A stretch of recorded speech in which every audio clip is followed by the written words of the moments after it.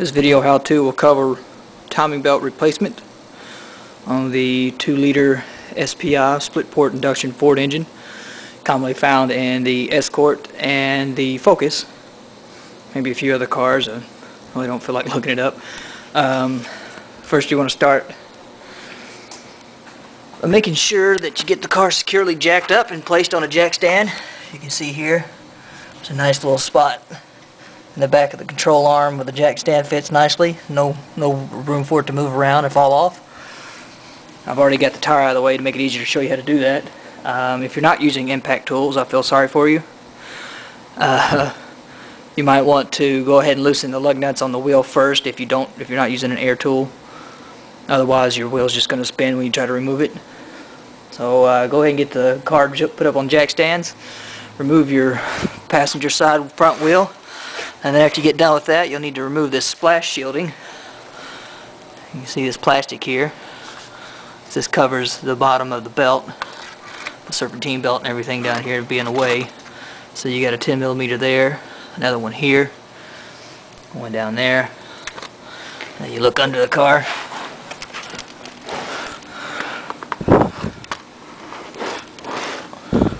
And you'll find up here in the front, get the camera to focus, there we go, you find one there. And then you'll remove this one over here, you can see just next to the cross member, and then there's another one on the other side. And then you can take this whole plastic thing down. You may be tempted to just remove the 3 that hold the plastic pieces together here, but more than likely those will break out. They break almost every time I've ever taken one off, so it's a lot safer to just take the whole thing out. After you get that part out, we'll come back and I'll show you how to remove the serpentine belt and timing cover. And then you have the cover out of the way, you have to remove the serpentine belt. It's this belt here. Focus, there we go. Drives your AC compressor and alternator. You can do that by releasing tension on it. This here is the belt tensioner, as seen from the top. So I got a 3/8 breaker bar stuck in there, and then you pull the breaker bar towards the front of the car to release tension. You can see on the belt here, now pulling on this releases tension. Watch the belt. See how loose the belt gets. This is a 2-handed operation. I'm not going to be able to show you this, so basically you just release the tension on it with one hand and use the other hand to pull the belt off. If you don't have a belt diagram available for it, I suggest you draw one now, or else you're going to be kicking yourself in the head when you try to put this belt back on without one. It appears that we're not going to be able to remove the timing belt cover until we take the crank pulley off, because there is a bolt that is in a ridiculous place. And basically you can't reach it until you take the pulley off. You have to get at it from the bottom. So I'm going to go ahead and show you how to remove this pulley. If you have an impact, congratulations, you make this a lot easier. It's just this simple. Bolts off. Okay, so after you take this bolt out,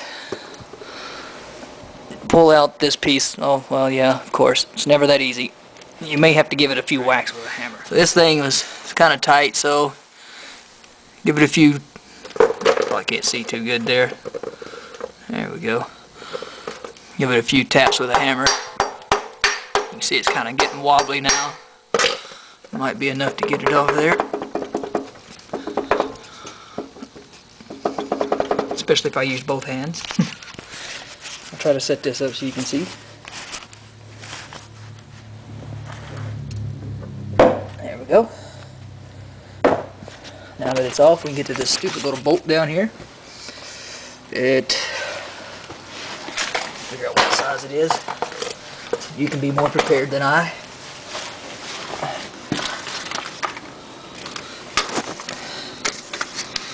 Alright, you can see it. Maybe you can't. Hold on. Right there where my finger's at. There's a nut.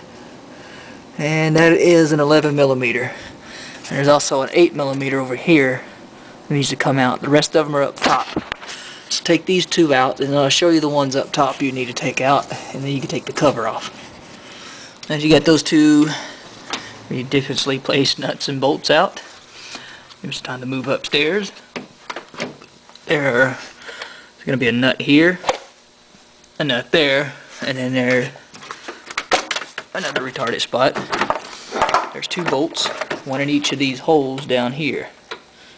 There's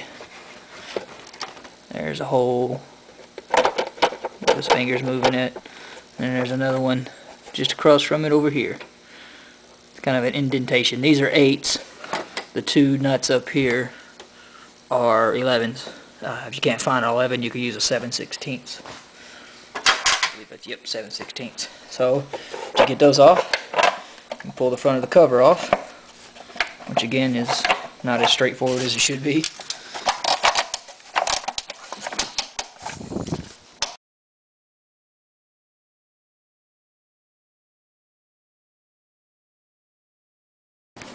Alright, apparently to get this cover off, you have to remove the serpentine belt tensioner. I know. It would have been way too difficult to have just designed a notch in the side of this tensioner so you get the cover off, right? So it is a 13mm, and there's only one bolt holding it in. It's right there in the center. Now this is kind of a bad place to have to try to loosen something, so I'm going to show you a little cheating method. You take another box end wrench,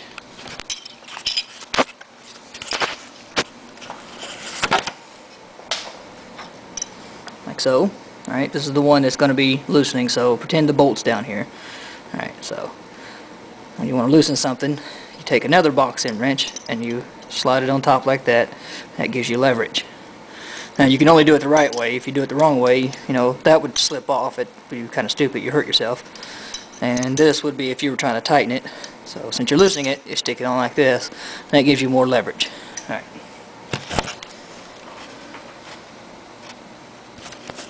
So, put this on here. And then I'm going to remove the bolt from this tensioner and we'll continue. I ran into a problem taking the bolt out of this tensioner. It's too long so that it hits the frame. It sits right in front of the frame. I know, another thoughtless design by Ford, right?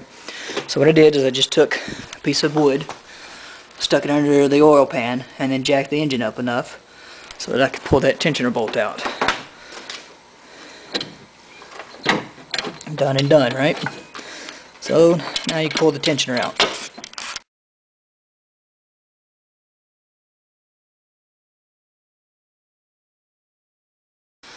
Okay, now we get to set the crank and the cam at top dead center. You can see on the crank here,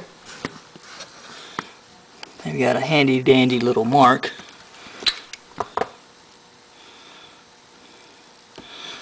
Right there. It's kind of a notch sticking out next to the lettering that says front. Don't mistake it for this dot up here. Don't use the dot, use the little notch, the tab looking little piece sticks out. And then what you do is you line that up with the notch in the block right there. See? Right there, just to the right of my finger. So you just take your wrench, and you turn it until those are lined up.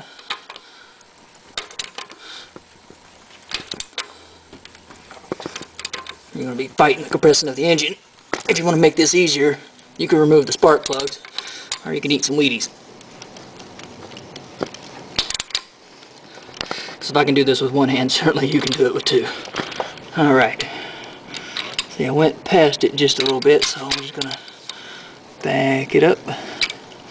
Now we got to check the top, make sure that the cam is lined up. And it's not. It's 180 degrees out, which means I need to give it one more turn. And I'll show you what lining marks you're looking for up there. I'm going to put the camera down for this.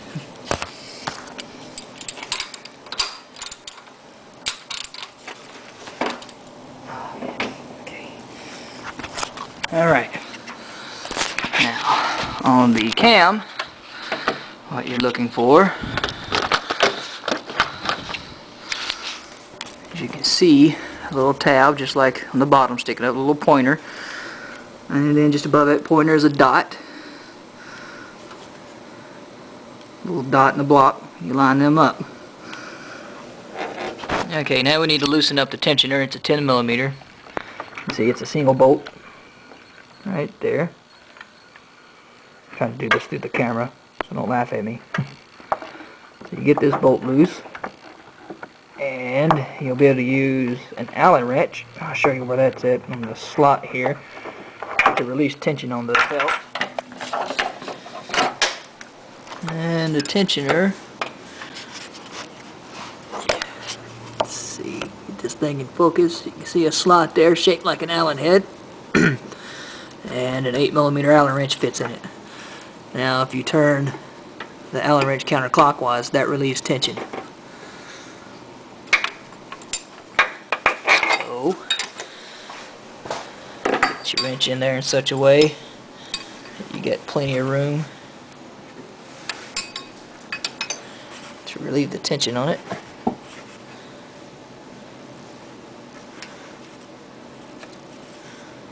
See there? See how it moves away? Alright, and then you can slip the belt off.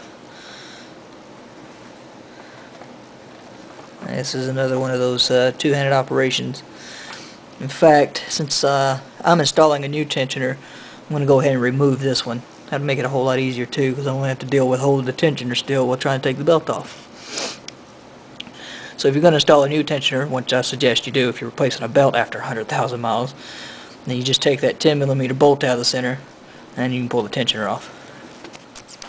Okay, now we need to install the new tensioner. But before I continue, if you intend to reuse the old tensioner because maybe you're addicted to crack or something and you can't afford a new one, you have to get a pin.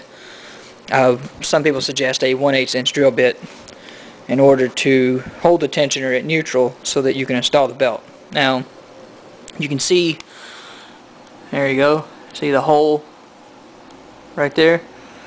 You'll have to insert the drill bit there, but only after you set the tension.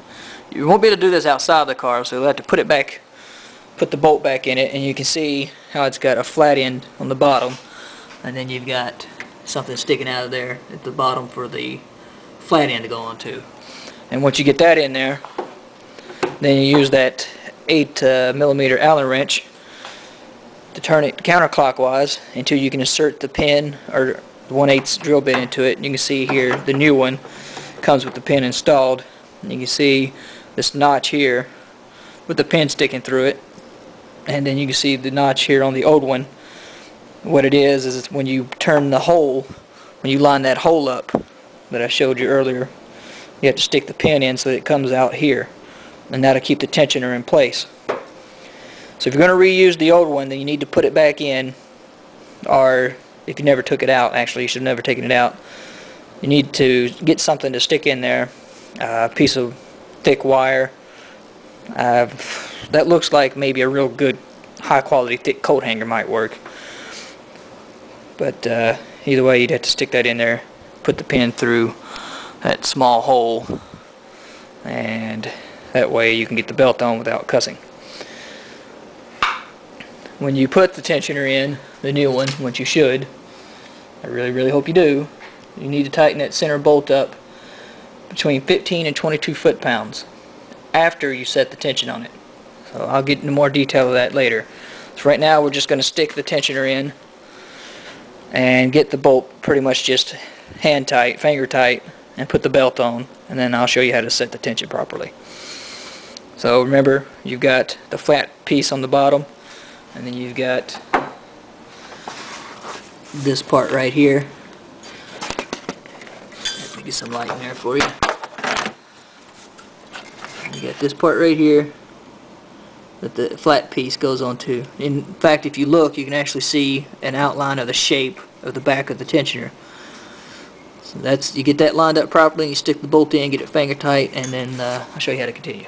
Okay, when you install the belt, you start at the bottom, you put it on the crank.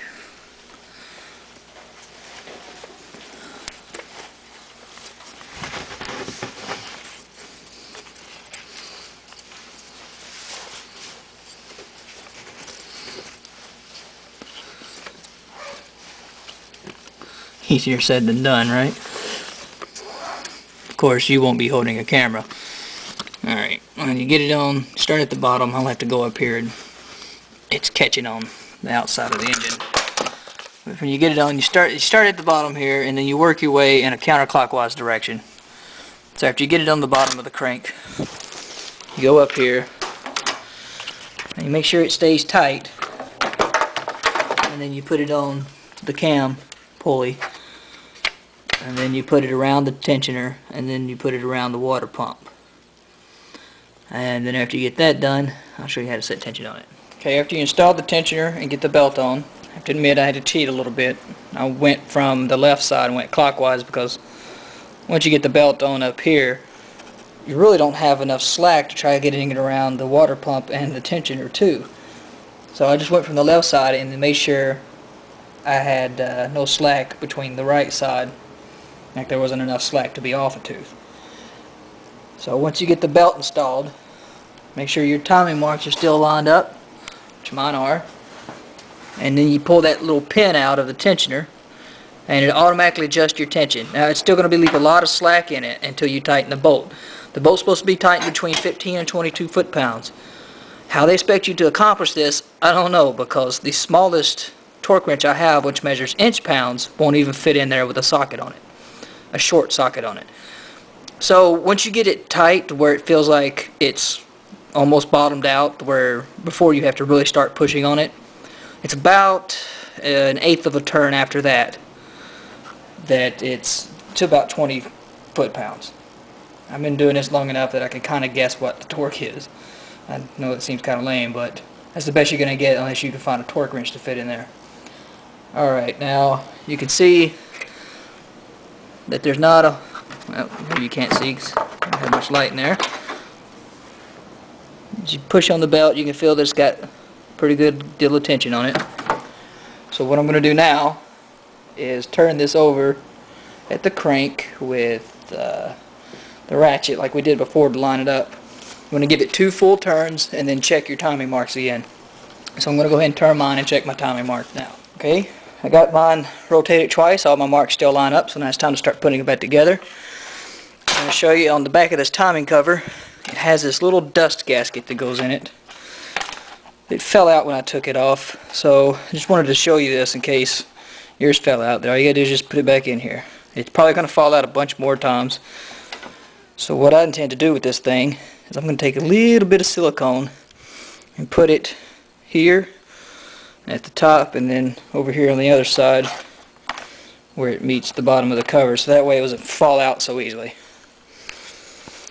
And after I do that, I'm going to come back and we'll start putting everything back together. This might come as a shock, but you're going to have trouble getting this cover back in because it's going to want to hit this part of the mount. Come on, focus. Right here. What I ended up doing, see, this was in the way too. This little counterweight. So I took it off. 2 17mm bolt here and a 17mm nut on the other side. You remove that, and then once I got the cover close to here, I set this part of it where it goes on the stud above the stud, and then I took a pry bar like this and then I pried on the cover until it slid into place. So after you get that done, you need to put your nuts up on the studs here, your 2 bolts in the center, and then the ones that go on the bottom, and then we'll continue with the rest of the install.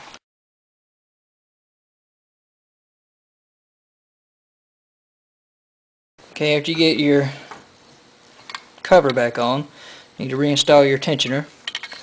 Notice on the back of the tensioner you've got 2 little knobs here, and on your block you've got the bolt hole and you've got 2 places for the knobs to go. So when you stick your tensioner back in, and you'll have to do it with the bolt in because there's not enough room otherwise, you got to get it set on those 2 little nubs.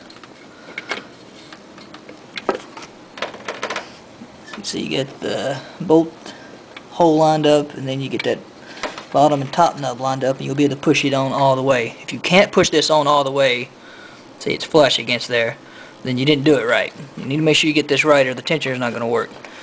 And then you just tighten up this bolt. Get this is about, it's probably supposed to be tightened up to around 20 or 25 foot-pounds, so just a little bit more than the tensioner on your timing belt. So get this tight, and we'll continue with the rest of the install. Okay, now that you got your cover back in place, you need to take this bolt back out of here and put the crank pulley on.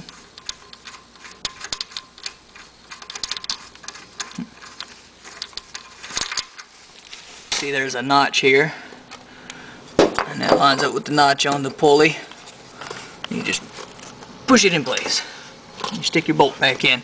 Suggested torque on this is 86 to 91 foot-pounds.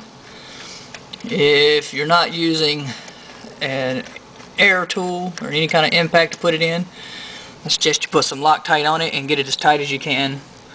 Just using a wrench, and let it set for the Loctite to cure. That way the thing won't spin back off. And then after you get that done, we'll put the belt back on. Alright, after you get the belt back on, check to make sure it's lined up with all the pulleys and it's not touching anything. Yep, this one looks good. After that, put your splash shield back on the bottom. Put your wheel back on. Start it up. Make sure nothing pops off, you know, and there's no weird sounds, and the engine runs fine, and then you put it back on the ground, take it for a test drive. And you should be good to go. Congratulations, you saved yourself a few $100s by doing it yourself.